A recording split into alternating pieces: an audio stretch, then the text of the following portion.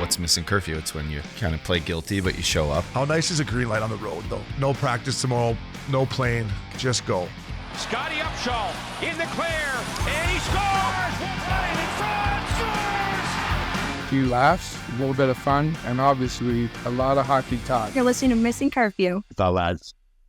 Up, dog, my man. How we doing, fella? Big fella, nice to be back at the studio with you on this lovely afternoon. Newport Beach, California. How are you, bud? Good, buddy. Good. I mean, listen, the Flying Frenchman is back in Moncton, New Brunswick, right where he belongs. Yeah. No, I'd like to have a buddy in town for like 5 days staying with you again. Is it like, does it bring you back to like the playing days or? Well, listen, I don't have the pep in my step I used to. Right, like I'm pretty low key guy.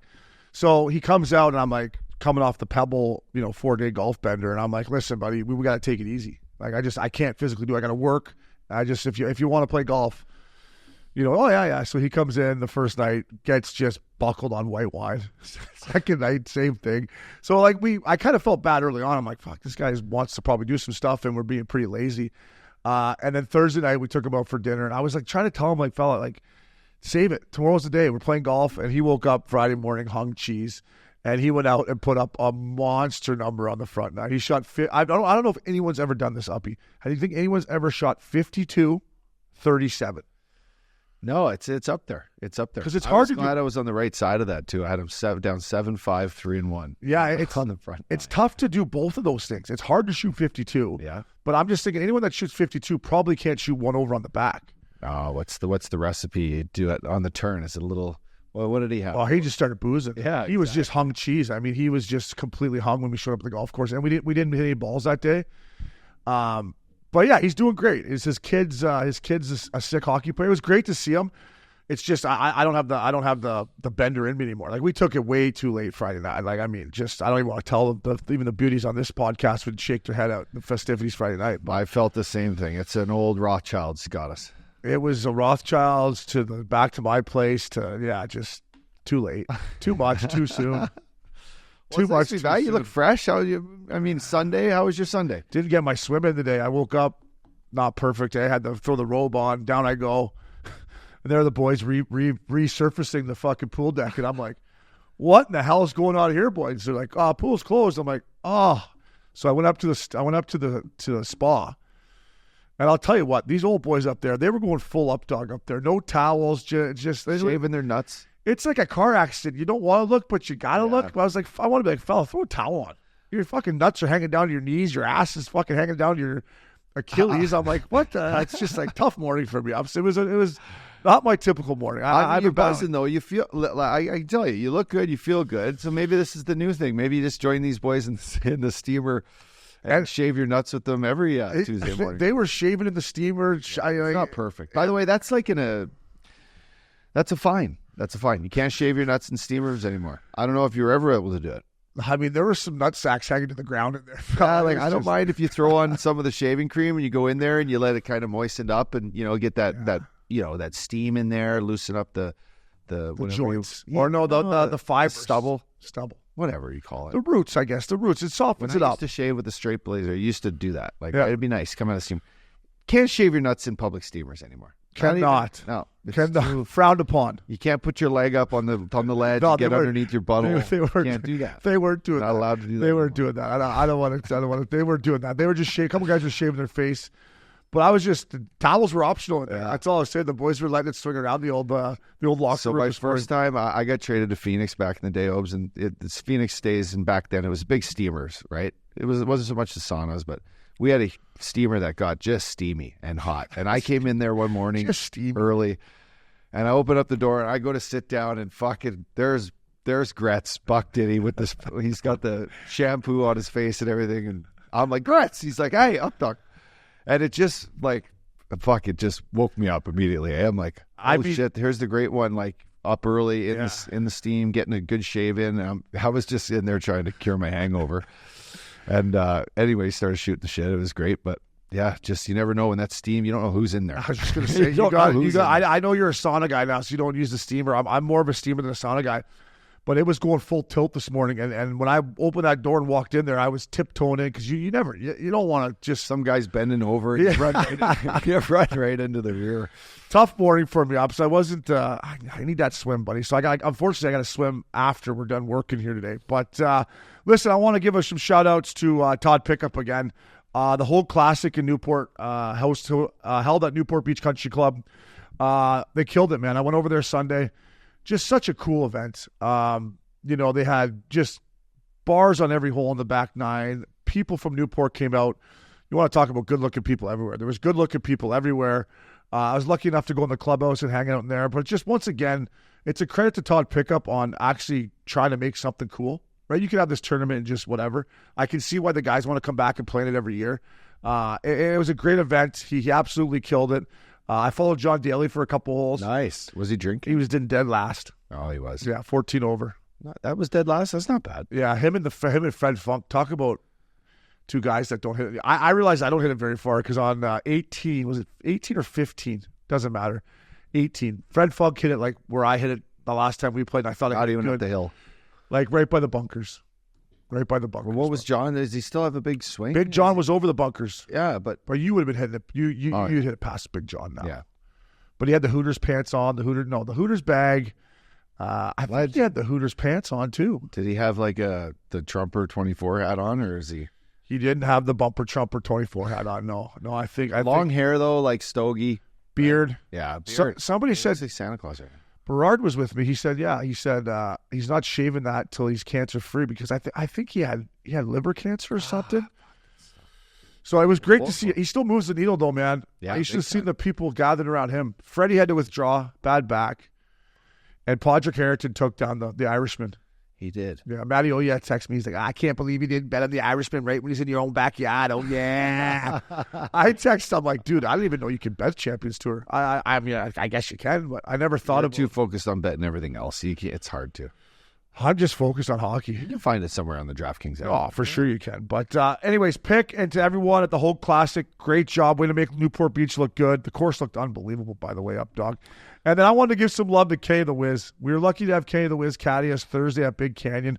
This guy, he not only does he just do an unbelievable job caddying, he keeps your fairways hit, your greens hit, how far your drives, and how much you had in on approach, and your putts. So I gave it to PA after. He's going around to course and doing all the fucking books for these caddies on tour and these tournaments. That's why he gets his name, Kenny the Wiz. It was unbelievable. A couple of my drives, I'm like, he's like 227. I'm like, I hit a driver there. No, and he loves to pick a good line too. Good sports gambler. Yeah, loves to pick his brain on where the space is at, where the over unders. Where we get an edge with Kenny the Wiz. No, he's great. Yeah. And you don't even see him with the scorecard in his hand, which is the most amazing thing. He hides it. He hustles. He keeps your score. He does all that Obi just said, but you never see him writing it down. It's almost like as soon as you turn your back, he's got it out and he's finished. It's wild. Yeah, so it was a great week of golf here in Newport Beach. I wanted to give some love to a good Port Hope kid, Dalen Wakely, the North Bay Battalion from Port Hope, Ontario, up dog. They just finished the OHL season. Listen to these stats. Get this guy a beer. 39 snipes, 104 points in 66 games. He's not drafted to the NHL. Somebody give this kid a chance. Those are legit numbers. Shout out to Christian Erickson who told me about this. From what I've heard, he's a great kid, up dog. I just wanted to give him some love for keeping Port Hope on the map. And they're playing my old team in the first round, the Kingston Frontenacs. Nice. Crazy that playoffs is starting for our, MLB CHL starts Thursday. MLB, opening day. There's a lot of shit going on in the MLB right now. I'll tell you that. I'll tell you that right now. But I wanted to give him some love, up dog. It's nice to see a kid from your hometown doing all right. Absolutely. To my knowledge, is there anyone, or enlighten me, is there anyone from Port Hope that, in the NHL or not in the NHL, but we got Owen Beck, who was drafted second round of the Montreal Canadiens. He won an OHL championship last year with the Peterborough Petes. He is now in Saginaw, where the Memorial Cup is being held this year, and they're the best team in the Western Conference. Love it. He was on the Olympic team 2 years ago, the Olympic team, World Juniors 2 years ago. He came in late, so they won the gold, and then this year he was on the team that kind of awesome. Yeah, they shit their shorts. Right? Yeah, they did. Listen up, dog. A big milestone for us here at Missin Curfew. 100,000 followers on Instagram, brother. Who would have ever thought? Thank you. Well, Hey, listen, fans out there, thank appreciate you. you guys. Thank you. Princey's giving himself some love. Hey, He goes, yourself a added beer, basically Princey. on a PTO. Here's a Princey, a little love for you, fella. Added basically on a PTO in January of 2021 when the account was just over 8,000 followers. So listen, I can tell the story about how. So there was this thing called Missin Curfew clips out there, and I'm like, Updog, are you running this Missin Curfew clips? You're like, fuck no, I thought it was you. I'm like, I don't know anything about Instagram. I'm like, reach out to this guy. So sure enough, you can take it from here if you want, but you reach out to Princey, and the rest is kind of history. Yeah, no, I said, buddy, these are great. Like, I don't know how you put these together or spending time on this. I don't know why you are, but we've got a kick out of it. We're laughing. So are our fans. Who are you? Where are you at? Where are you at, boy? Where are you at, boy? So, and I remember me and you when we started this podcast, we didn't have a clue. We probably still don't really have a clue, but we really didn't have a clue back then. And I remember we started our Instagram and we had like 1,000 followers. Remember we drive up to LA in the Sprinter van or Trying to get more followers, trying to put music to some posts. I'm like, and it was Uppy, just painful. we need to figure that this is borderline embarrassing here, but we got 1,000 followers on our social media. And listen, without Princey and HallPass Media, it doesn't happen. But basically, it's a credit to Mark Prince and how much hard work he does and how much cool stuff he finds on there. But I was looking forward to this milestone, Updog, and I'm not going to lie, this one feels good. This one feels good. Do we owe him something now? We owe him a little bottle of wine or a trip or something. He got all these fans. Fuck, he's the highest paid guy in our salary. He's Connor McDavid. I know, you got to make him happy, though. Keep him happy. He's making more than me and you, I think. So I making Conor McGregor money. I don't know if we can. Like but Jake Paul. No kidding. But Princey, thank you, and most important to the fellas out there, thank you so much for following Missin Curfew and listening to us. Without you guys, there is no Missin Curfew. Last but not least, Updog, after my recovery here of a couple days of taking her deep on a Friday night, I watched all the hockey games. I think it was Saturday night, no, Sunday night maybe. And I said, I'm going to fire on this new Roadhouse movie with Jake Gyllenhaal and a guy who I love, Conor McGregor. Some great fight scenes. The movie's horrendous. Bob Menery ruins it even more. But Conor McGregor is so jacked in this movie, man. Like, if you just tune in, the fight scenes are pretty sick, actually. Yeah. Like, the fight scenes are badass. The movie itself, it's no original Roadhouse, but man, this guy is so jacked up, dog. It's crazy. Is this the one where he comes into the octagon at the end, too? So I'll give you the gist of it. Jake Gyllenhaal is basically a former UFC fighter that basically killed somebody in the ring. So he got kicked out of the UFC, and he's just a badass, and he just snaps. So this rich guy wants to buy the Roadhouse, so this girl hires Jake Gyllenhaal to come in and be the bouncer. Well, once Jake Gyllenhaal starts dusting everyone, this guy calls Conor McGregor, and it's the first scene ever. You'll love this. He's in somewhere in Europe, and he jumps out of a window just in his boots, buck naked, and there's a guy and his wife up there, and he's like, arrivederci, or something like that. So he's walking just butt-ass naked, steals his coat off a guy, and that's like his opening scene. But, I mean, he is – I know the big screen makes you look bigger, but, dude, he looks just yoked, man. Did you go to the big screen to watch it? No, I watched it on my fucking 72-incher, but nice. He's still – the TV makes you look bigger. That's what I tell myself anyways. But he is absolutely jacked. His head and his neck. Oh, McGregor did some sort of, peptide? Let's call it that. Some kind of peptide? Yeah, he's juiced up. Dude, listen, I'll be honest. His acting was better than expected for his first real role. I mean, he's been an actor now forever. Look at his pressers. Look at his way he is in the ring. Look at what he does on social media. I mean, he's been acting now for 10 years. Number one movie, I think it is on the streaming services. That's because Dana White and them are behind it, probably. He's going to get even richer. He says he's coming back. He says he's chucking them International Fight Week, which we will be there for DraftKings covering the draft and the All-Star Weekend awards. Is that the same weekend as UFC 300? No, UFC 300 is in April. Oh, it's in April. Yeah. But that's International Fight Week. They have it every year. And cool. So we'll be out there for it. But check it out. Some great fight scenes. Conor McGregor's absolutely yoked. We'll be back at Missin Curfew. Fellas. Up, dog, fella, let me tell you about Lucy. Made for your nicotine routine and delivered straight to your door. 100% pure nicotine, always tobacco-free. Choose your form, pouches, breakers, or gum, and also choose your strength, 2 milligrams to 12 milligrams. Or in this case, you liking different flavors, boys? We got mint, apple ice, espresso, mango, and more. People ask what kind of strength you like. For me, I'm a 2 milligram guy. I don't like to get too buzzed up. And some of our favorite customer reviews fall under that berry citrus is juicy as heck, boys. So much flavor being tossed around, it's like an orgasm in my mouth. Thank you, Lucy. You're so juicy.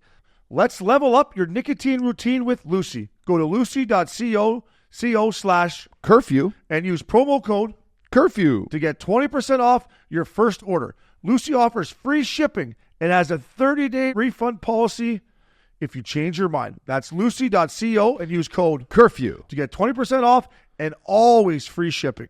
And here comes the fine print. Lucy products are only for adults of legal age, and every order is age verified. Warning, this product contains nicotine. Nicotine is an addictive chemical. Welcome back to Missin Curfew. Up his world. Party time. Riviera. K-Wash and the boys. God, Riviera. I just so, Was it just mint? It was just mint. Would love to have you. Shout out to my boy Noah Bremen, who You wouldn't have wanted me. Oh, I loved having you. Yeah. Plus, we played behind Travis Kelce. With shout out to this guy's just a monster. I don't know where he must have flew back from. All the pictures were him at Bahamas this week. Must have flew back. He was out there playing with a couple of his buddies.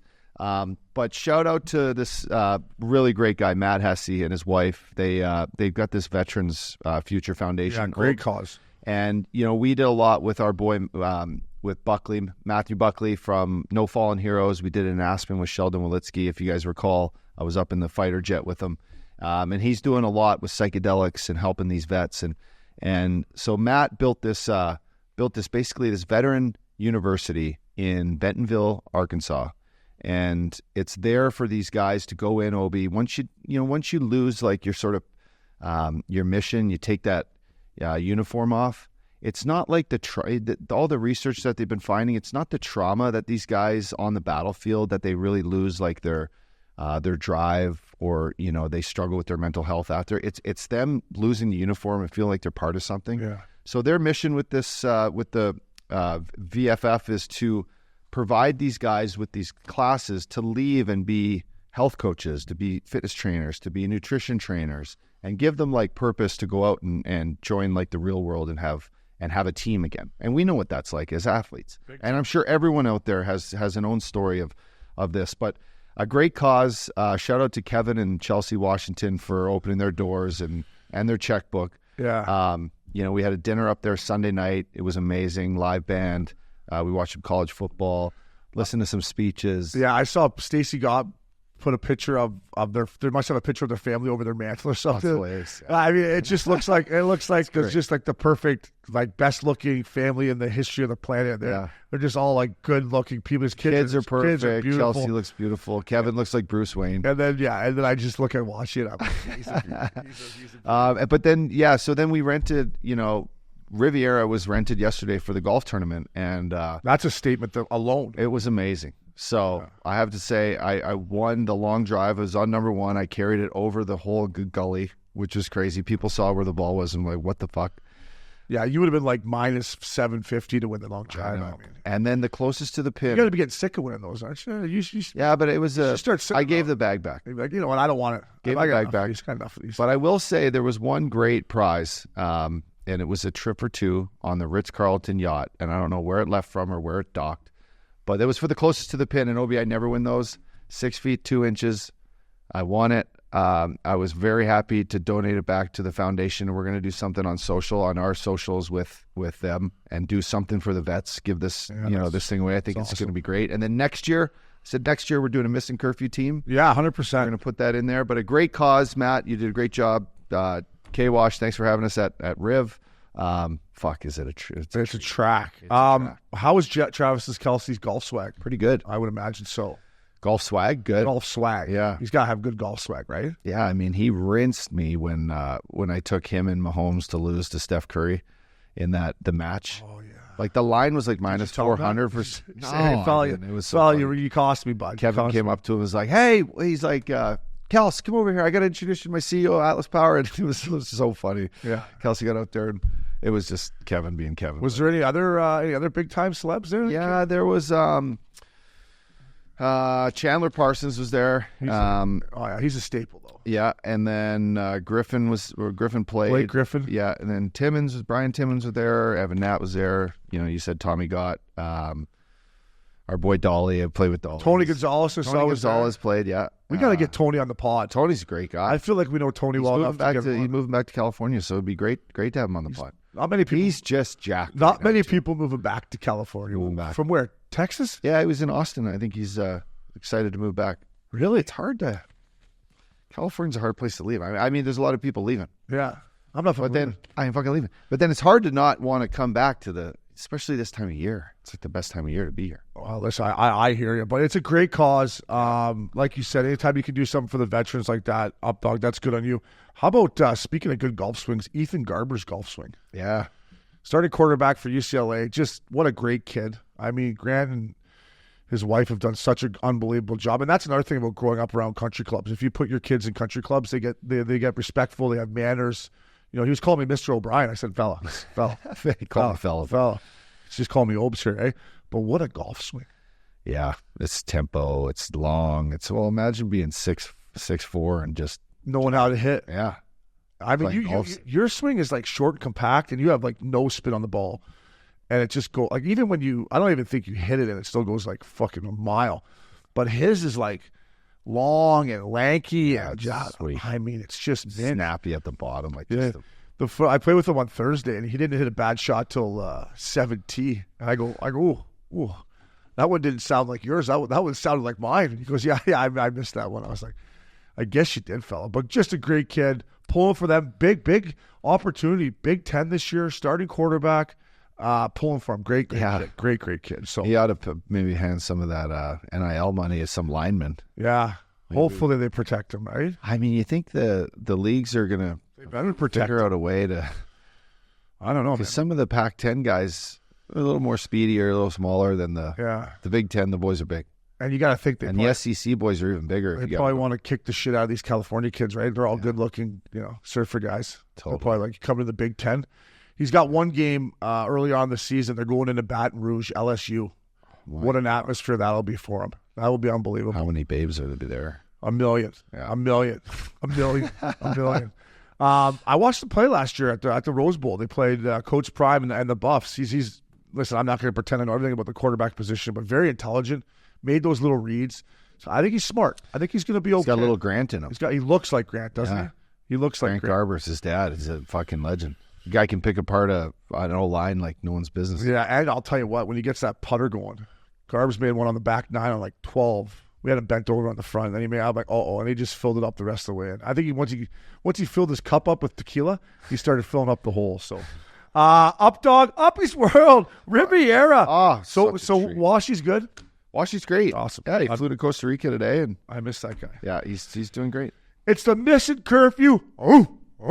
Dog of the week. Up dog. This is one of your former teammates. This is a guy that I loved when Washington picked him up. Brad Treliving goes out and gets Joel Edmundson. Listen, fuck is this guy a dying breed. But the way he played Saturday against the Edmonton Oilers, the physicality in front of the net, I said a week ago or 2 weeks ago, do not let Zach Hyman get to the blue paint. Joel Edmundson did the best job I've seen anyone all year do in front of the net. Physical, not taking penalties, physical in the corners. I got to give McCabe some love too, a guy who I'm not a huge fan of. He played physical. But Max Domi had a quote, I can't wait to see this guy play in the playoffs, Edmundson, and I'm with him up dog. That's why he's the Missin Curfew dog of the week.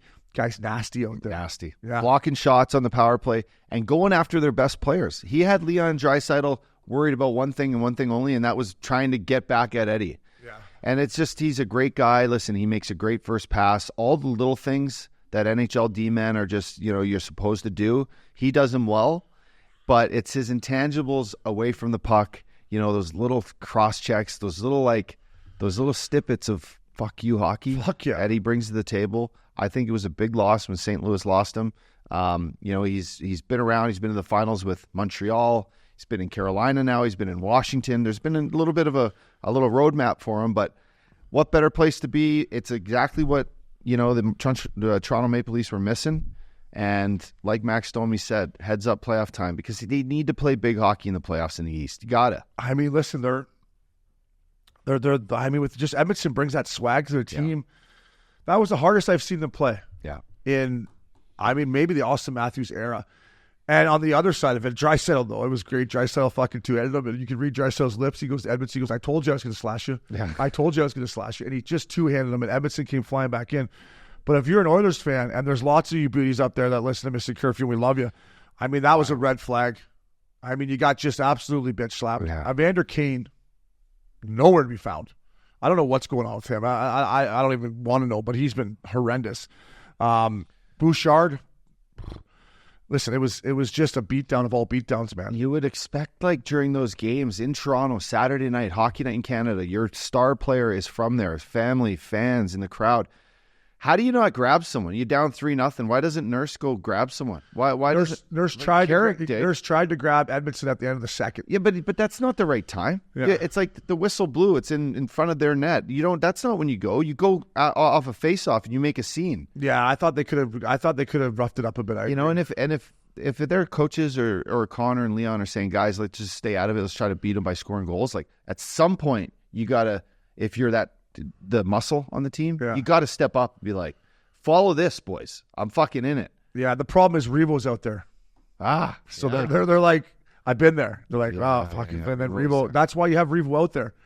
The Leafs, to me, and I'm not saying the Oilers are an over physical team, because they're not, but the Leafs, I'm going to say it, they bitch slapped them Saturday night in their barn. Like, it was a statement that if you're in the league, you're like, whoa, maybe this Toronto Maple Leafs team isn't exactly what we thought they were. And Edmundson's a big part of that, man. Yeah. He's a huge part of it. You bring one guy in like that with championship pedigree that you talked about, that can chuck him, that plays big, that can play a regular shift. Now all of a sudden it's like, here we go. Yeah. I mean, we're used to the media. Like, he was in Montreal. He's used to it, which he doesn't give a fuck. And that's great.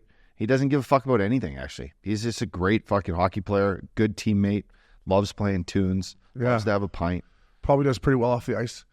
He's getting married this summer. Oh, congratulations. And then they got the Russian guy, Labushkin, who they picked up from Anaheim, who's out right now. And once he gets back in there, he brings a more physical element to it. So listen, they're in tough because they're going to have to play Florida or Boston. But I think Edmonton should have tried to pick up Edmundson. I know. Right? Edmonton is in one. They are. I don't know. We'll see. They got the Jets tonight. We'll see. Up dog, we got another Missin Curfew. Dog of the week. The captain of the St. Louis Blues, Braden Shenner fella. McNabb, he almost put Sod in the fucking 15th. I mean, what a hit. Yeah. Good for Sod. He went to the old concussion protocol and came back and scored the tying goal. But the great hit. Yeah. I don't love guys hitting after clean hits. However, that game had a playoff feel to it, up dog. It was physical. It was mean. It made me feel good because you know how I feel about regular season hockey. I'm over it. But Shenner to get in there and fight for McNabb, guy who's that much bigger than him, go toe-to-toe with him.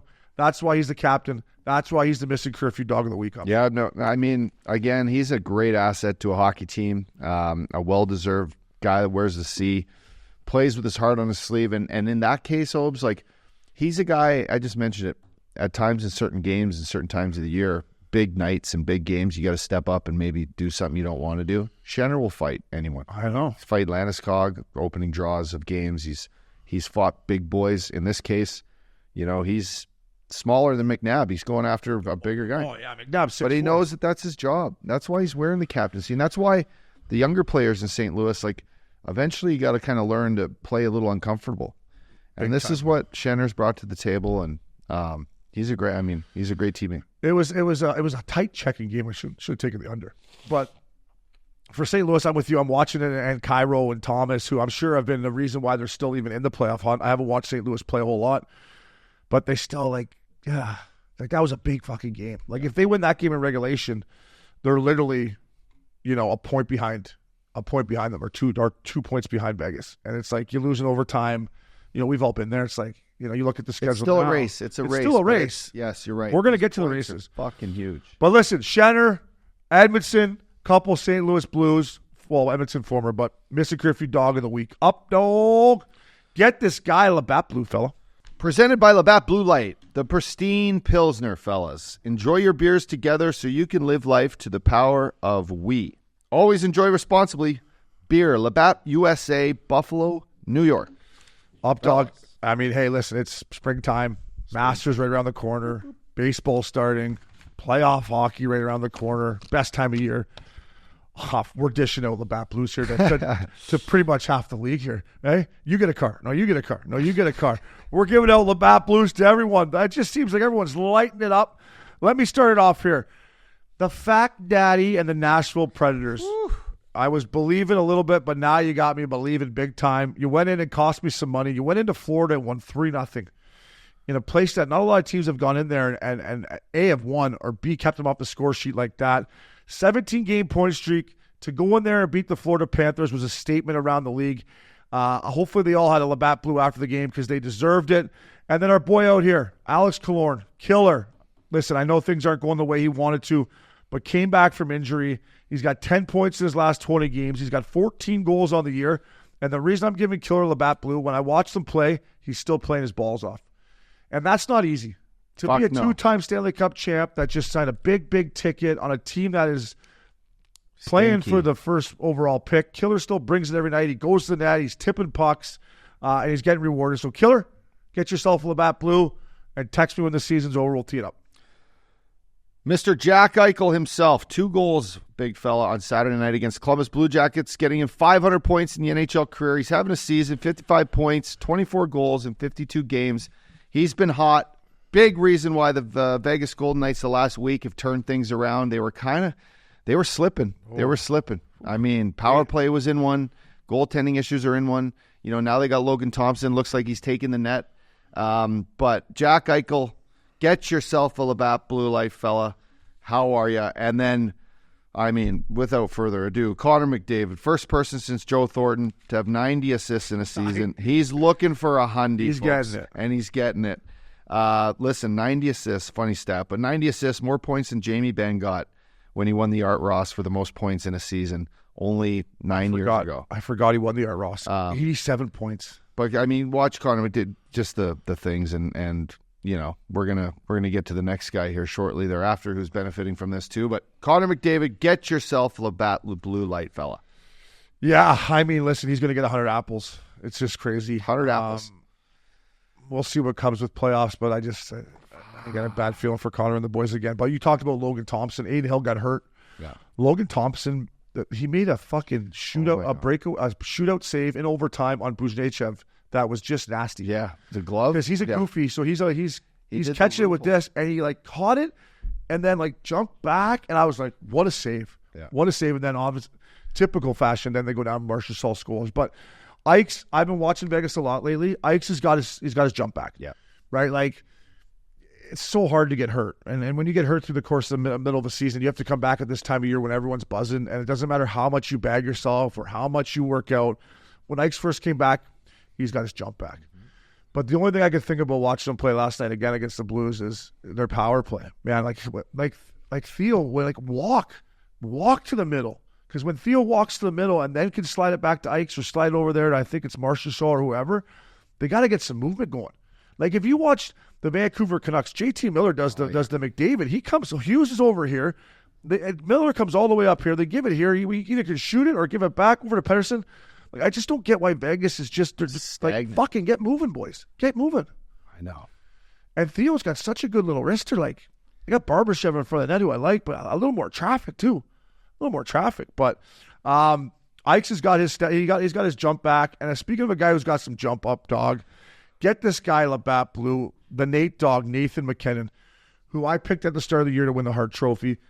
Good pick. Listen, Good pick. The Colorado Avalanche right now are finally leading the Central Division, and they are 1 point out of the President's Trophy. Yeah.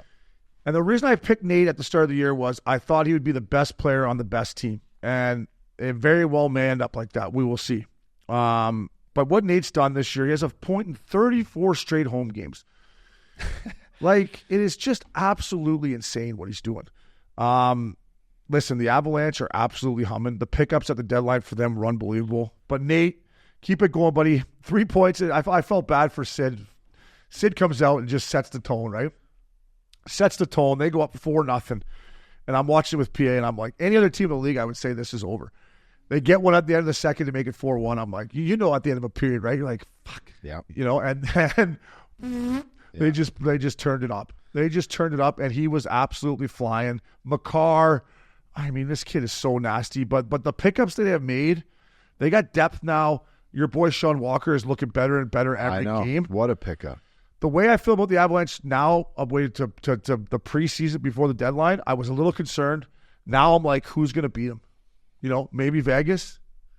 Who else can beat them in the West? I don't think Vancouver. No, I love you, Talks. Prove me wrong, but I don't think they can beat them either.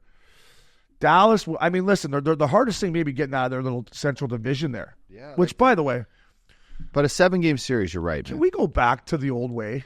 Like the LA Kings and the Edmonton Oilers are going to play again for the third straight year in the first round. Can we go back to 1-8, 2-7, 3-6? Enough, Gary. Uncle, man. I want to see different matchups. Yeah. Do you think the LA Kings want to fly to Edmonton again? Well, maybe Edmonton wants to come down here, but it's just like, right up, we want to see different matchups and create more rivalries and get other guys pissed off at each other. Like, it's almost like if you're Edmonton and LA, you're like sick of playing each other. You're like, oh, here we go again. It's been 3 years, right? This will be 3 years in a row. And right now, they're playing again. Yeah, it's dumb. It's dumb. I do want to touch on this, though, that last game, Nathan MacKinnon did pass Wayne Gretzky to be now in sole position of second longest ever home streak. So Gretz had the first and second. Gretzky's record is 40 home games with a point. Yeah, so Nate can beat him because they play more games now. Yeah. 41. So Gretzky also had 33. Guy Lafleur had 32. I mean, what a class of extraordinary gentlemen right there that he's up in. But 6 games to go. There was a sick picture online of Nate and then 99 Gretzky in the future. Back to the future. You could just see 99 Gretz, and there was MacKinnon. There's like only 2 people in the history of the NHL. It's like if you're Nate, you want to get that baby framed, throw it in the fucking. You want to beat him. Or you want to beat him, but you just want to get that picture framed. Maybe get Gretz to sign it and throw it in the fucking man cave, right? Because it was just juice. It was complete juice. Fuck. Imagine you're that good. How many different things you could put in your man cave? Just of juice things that. Yeah, you wouldn't have to worry about winning the Pebble Beach fucking first place gross. You wouldn't have to worry about that. Hey, one more guy here. Can we give out another beer? Zach Hyman. Zach Hyman, first ever 50-goal season. The way you did it was in epic fashion. He's mic'd up, fucking gets the goal, little tap in right in front of the net. Fucking Draisaitl comes over, jumps in his arms. I mean, congrats, though. 50 goals at age 31, 9 years in the league. He's making only $5.5 million until 28. It's another 4 years. It's a great deal, but kids out there, just go to the fucking net. Go to the net. Just go to the net and stand there. Go retrieve pucks in the corner. Give it to your best player. Get to the net. Take some biscuits off your feet, off your ass, off your hips. Learn how to tip pucks. Watch Joel Pavelski. Watch Zach Hyman. That's where the game goes. The puck can't go in the net from the other end of the ice or the corners. It goes to the net from the fucking front of the net. Get there. Gotta get there. And yeah, they did a cool thing with, obviously had him mic'd up heading into that game, and I guess you could just see how happy the boys were for him. And then Pears on the bench is like, welcome to the club, bud. Welcome to the club, bud.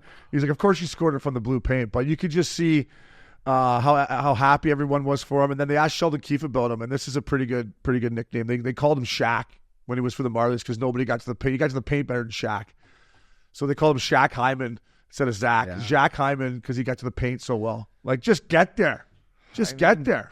You're going to make a lot of money and play a lot of years by just going to the net now in this new NHL. Last but not least here on Get This Guy Labatt Blue, Sam Reinhart. 2 goals on Sunday against Philly, 50 goals. I wore the T-shirt for him. Back up the Brinks truck, I wore it for him because they're going to fucking be backing that baby up to wherever he spends the offseason. 50 goals. He's going to be a UFA.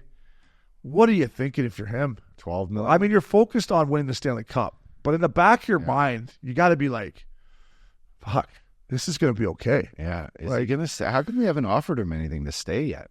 Because he's got 50 goals. Yeah. And he's like, they try to lowball him now. He's like, I want to test the market. Yeah, totally. I think as much as you played in Florida more than me, but as much as they got a great thing going there, and I hope Rhino stays there, and I think they're going to have some playoff success, and maybe that will determine if he does or not.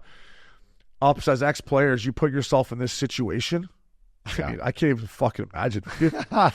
and you're UFA. Yeah. You're like to your agent. You're hired. My house is going to be at Chileno Bay. You're hiring Bob Sugar from Jerry Maguire. Hey, Bob Sugar, get over here and get me 12 and a half so I can go down to Chileno Bay and Gaza Ranch and everywhere else. And I mean, you gotta.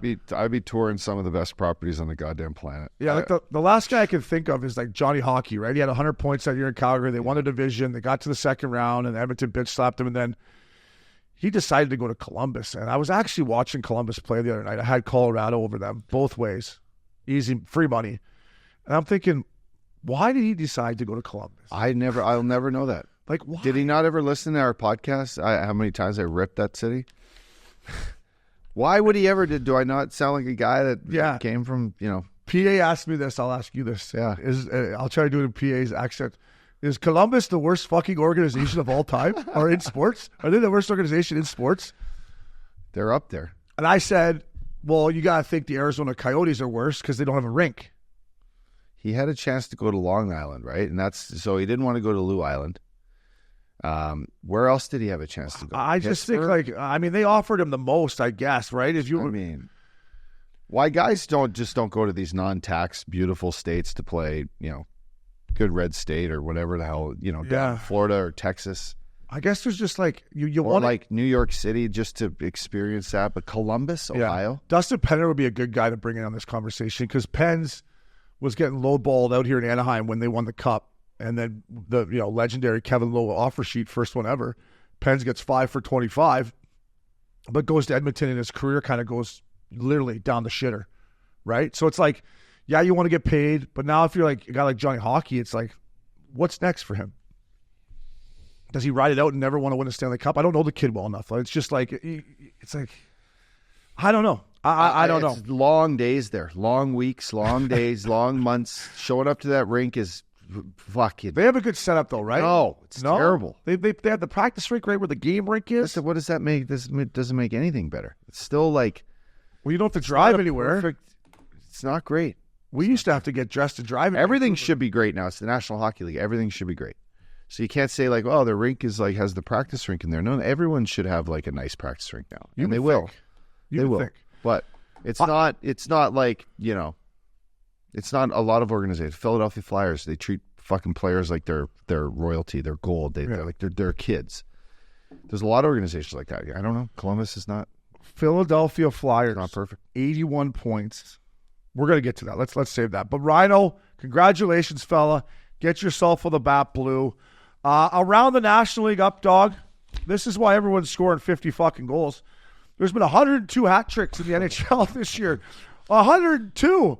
That seems like a lot, doesn't it? 102 hat tricks? 306 goals. I mean, Matthews has got 80 of them, so maybe that's why. But 102 hat tricks, I don't know. It used to be hard to get a hat trick. 102 times, that's like, I guess I'm saying, Ops, like, have we gone too far? Is it too easy to score? It was hard for us to score. Is it it hard too for easy? guys to score? But like Joe Thornton had 100 apples or 90 apples, back in 06. So they were getting the points. Maybe there's just so many different ways to score goals now. The releases are great. The puck, the puck possession game and the way these guys, handle the puck in and around the net, where we used to just probably shovel it in the goalie's pad or rip it over the glass. No, there's definitely way more. There's definitely way more. We used to take slap shots coming in over the blue lines. Yeah, we're gonna get pucks in the net. I scored one on LaBarbera like that. It was fucking great. Then I almost killed myself going in the corner. Princey will find that. It's fucking hilarious. Jason LaBarbera, he's the goalie coach for the Flames, I believe. He is right? now. Yeah, he was our. They tossed him in net there about a couple months back. They were down at 10. They threw low. Did they Barbs in there? Threw Barbs in. He's there. a great guy. Great guy. I scored on him from inside the blue line. Camilleri was back checking on me, hardly back checking if you know Cammy. And so I score. And as I go into the corner, I go to do one fist pump into the sky, and I toe pick face into the glass. Yannick Perreault comes over. He's the first guy, big Yannick Perreault, and he's looking at me, and I can't speak. I'm so winded, but I'm trying to act happy. And he looks at me. Are you okay? I go, no, I can't breathe. Just like cover me. I almost lost all my teeth. Cover me. It's crazy. I was happy when LaBarbera and Barbsy came to Vancouver because I didn't have the worst body on the team anymore once he got there. Right? I was like, okay, fuck. Now Barbsy's got the worst body on the team. But he's a tendy. Did he have kids already, though? I think he was having his first kid when he got there. Great guy. Yeah. Great guy. Good shape, too. I would say 102 hat tricks, in my opinion, as an old crusty fucking defenseman is too much. I just think ever since they put in this cross-check rule, and I watch in front of the net, and if you're a goalie, there's 17 people standing in front of you, and not anyone can move, and they're like, they're always trying to, like Bobby Lou back in the day would yell, move them, and then you would try to get him out of the way so he could come out and challenge. I just think there's so much. It's so soft in front of the net now, up dog, that these guys are just standing there. There's so much traffic, and like you said, these defensemen, they're not like me back in the day where they're getting them blocked. It seems like every defenseman can get them through, and when you could just stand there, I think that has to be something to be said for how many goals there are. But 102 hat tricks, I just thought that was a lot, up dog. And then some other news around the National League, best league in the world. Josh Doan called up to the Arizona Coyotes. His old man Shane Doan is an absolute legend, a guy that I know meant a lot to you. First of all, do you remember seeing Josh around the dressing room back in your days? Was he just a little whippersnipper, and do you feel fucking old, Ups? I do. I saw a picture that we posted, or it might have been the NHL posted. We had Vince Vaughn in our dressing room after a game one day, and I took a photo with him. And then, all the kids were in there. One thing you listen to this podcast and you know this, I always admired the guys who had kids, the boys especially, who would be running around the rink, fucking looking at sticks, just causing mayhem, throwing tape around, fucking looking at everyone's gear. Just kind of, it made me kind of feel like, fuck, I wish I had a kid.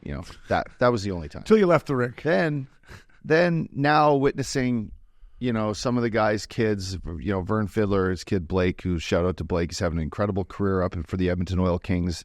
He's going to be a stud, 6'3" D-man, right-hand shot, big boy. These guys now are coming to play professional junior, getting drafted. Donor, he was our GM over in Switzerland at the Spengler. He had his wife and kids there.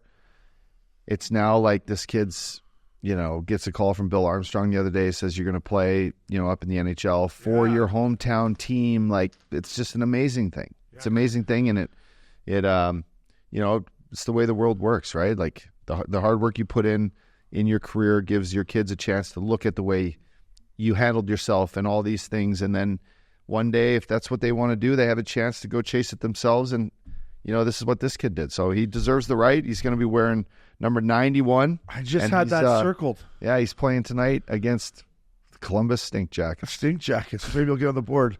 That's a tough. Only people's parents will be watching that game. That's a tough one. But hey, 91's a great number. Great number. That was what Kyle Turris wore when I first got there. Kyle Turris. Wow. How many lives did that guy have? Centered me in Donor as my first line, and when I played there, he had a lot of lives. A lot of lives.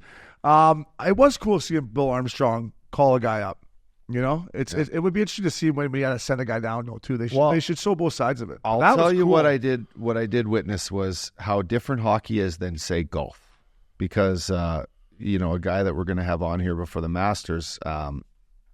Full Swing comes out with their second season, and Zach Johnson, who has to call guys to tell them they're on the Ryder Cup, and then in this case, if you haven't seen it, he calls one guy to tell him he's not on the team.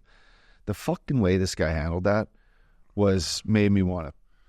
The whole situation. It was brutal. He was happy after he called because he was all nervous to do it. Like, because he knew. Fuck. He knew that he picked the wrong guy. Totally. He picked his buddy. Which in hockey you cut a guy and it's his dream to make opening night roster and he's not, and or a guy that's played in the league forever and you're telling him, listen, it's over. Like, that happens sometimes. Give me your jersey, it's over. But like the way like I witnessed this, it would never be how it should be handled. Well, I'll tell you what. I know Dale Talon means a lot to you. Yeah. Right. Dale to me is kind of the other way. And I respect Dale Talon. Right, he built some championship teams, or was part of the championship teams in Chicago. First time I got sent down, whatever. He said, I'm going to send you down there. I promise I won't bury you. Fucking buries me. Calls me back up. Doesn't even send me down. Makes Gerard Gallant send me down. So Gerard Gallant's got to call me in to send me down. I'm like, where's Dale? He's like, he wanted me to handle it. I'm like, that's not your job. I know, just do it. Yeah. I get called up again because Kulikov takes a 4-game suspension. So I know I'm only up for 4 games. We're coming off the bus in Pittsburgh. I walk right past Dale Talon, right past him. And then I get to my room and he calls my hotel. I'm like, Dale, I just walked right past you. Why would you not pull me aside and just go man to man? I know I'm going down. Don't call me up in my hotel room and I just walked past you. Yeah. So to me, that always left a little bitter taste in my mouth. That's an experience you'll never forget. Yeah, and a lot of guys handle it different ways, but your job in those moments is to, Dale watched Scotty Bowman, for example, or he watched other guys do this the right way, right? Yeah, in different way. And everyone has their own way, but what Zach Johnson did was fucking brutal. Yeah. And then in this case, your experience. Well, I think it was Dale, Yeah. in my opinion, probably deep down deserved that I should have been up with the big club, right? So he probably felt bad, which whatever. But you got to do it man to man. You can't let me walk past you and then call my hotel. I know. It's like, holy fuck.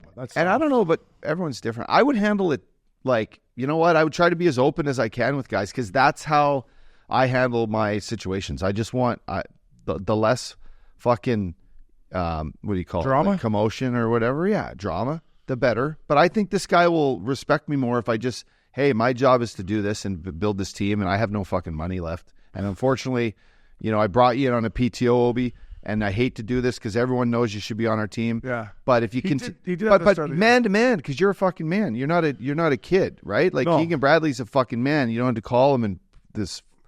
I said no. He did it. He did it to me when I got sent down. They pulled me off the bus in West Point. Boys were chanting my name. It was unbelievable. Now if this could have been like on a fucking full swing or behind the scenes, God, it would have been unbelievable.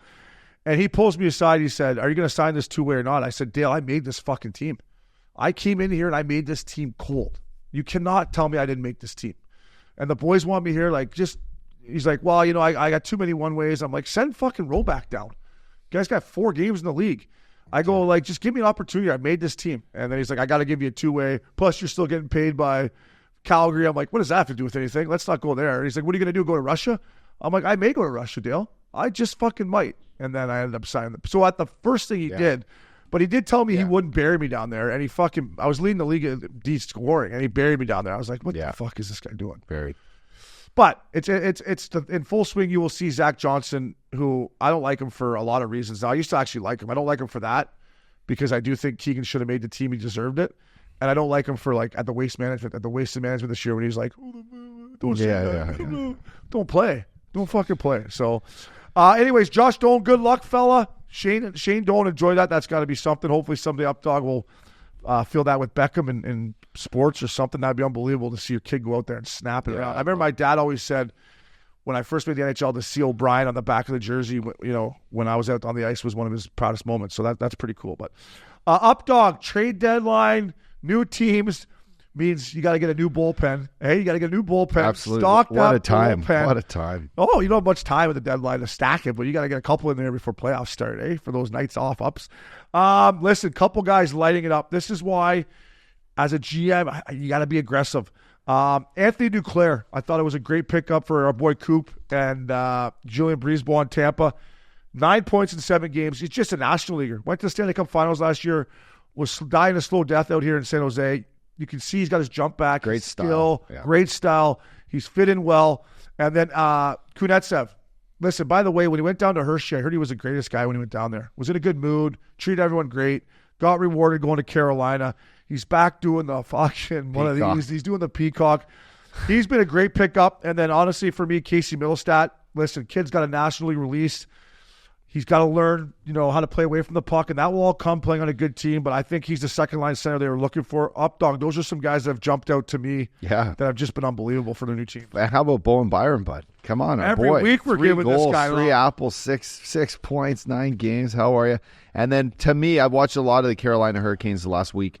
Jake Gensel, he has had numerous times to score. He's got 2 goals, 10 assists, 12 points in his first 8 games as a new Carolina Hurricane. He could have 10 goals, 10 assists. He's been playing that well. The puck's been on a string for him. He's just been snake bit.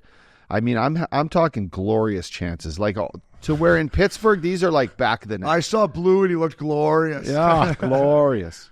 So shout out to those 2 boys who stand out. And then Tyler Toffoli, he's been snapping it. He's just a stud. He's exactly what I think the Winnipeg Jets need. A guy that's been through the playoffs, knows how to win, good right-handed, skilled winger. Yeah, just a guy that's Princey put on this list too is Sean Monahan, who Monty I played with in Calgary. He was our first round pick that year. Had some good years, got hurt, went to Montreal, rejuvenated his career. Now he's in Winnipeg playing great. He's going to get in the playoffs. Just goes to show you ups. You got to stick with it, right? Sometimes things aren't going your way.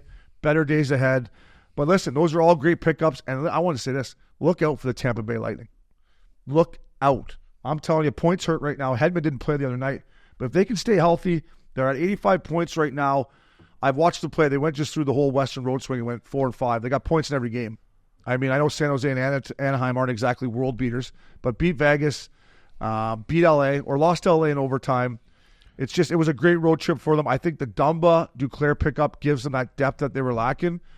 I don't know. I wouldn't want to play him. Yeah. I wouldn't want to play him. Well, Vassie's back. Vassie's back. And then you got Coop. I mean, Coop's back there just fucking sipping on a nice whiskey and having a little stogie after a win. I wouldn't want to play him, and it leads us right into our last thing up, dog. We're down to 10 games left here. Oh! 11 games. Some teams have 12.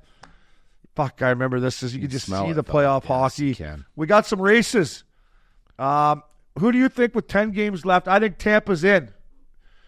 Washington, Detroit, New York, Jersey, Buffalo. And I'll go ahead of you. I'm going to say Washington gets in. I think they're going to find a way. Ovi's been humming. Is there anyone, are you with me that Tampa gets in? Is there anyone else that jumps out there? Tampa Bay, yes. I mean, no, at 85 games, listen, they 71 games played, 85 points.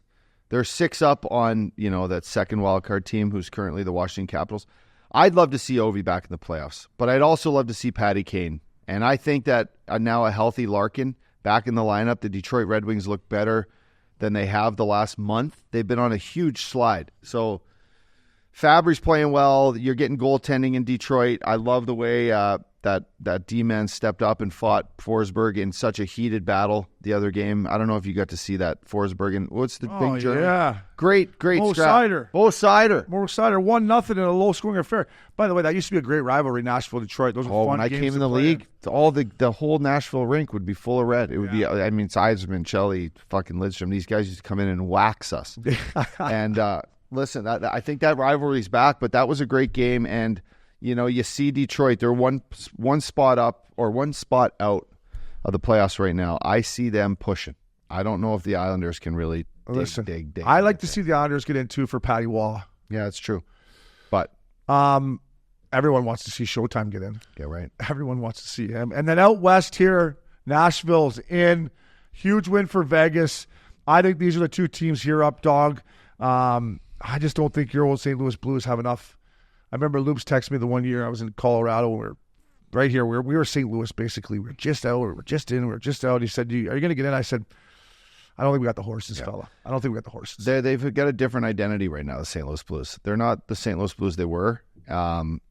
They have a different style of play, and they're just not, they're not Vegas Golden Knights. They're not the Nashville Predators right now. Yeah, I mean, Vegas better not screw around too much, though. I mean, they got to play Nashville tonight. Then they got to go into Winnipeg.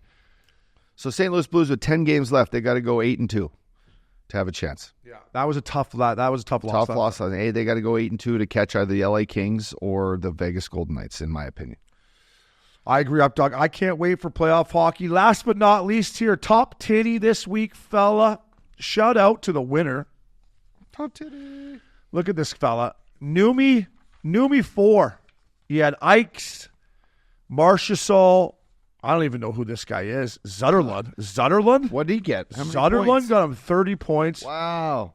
Barbashev, Theo, Adam Fox. So Numi 4, reach out. We'll send you a tee, a nice lid. Listen, the captain, once again. The captain, 122 points, 5th place. God, he's just in the money all the time. You must have a cheat sheet up there. I was 36th again. I beat Princey, but I just can't. I can't figure it out. But yeah, it's fun. I got to get back to the drawing board.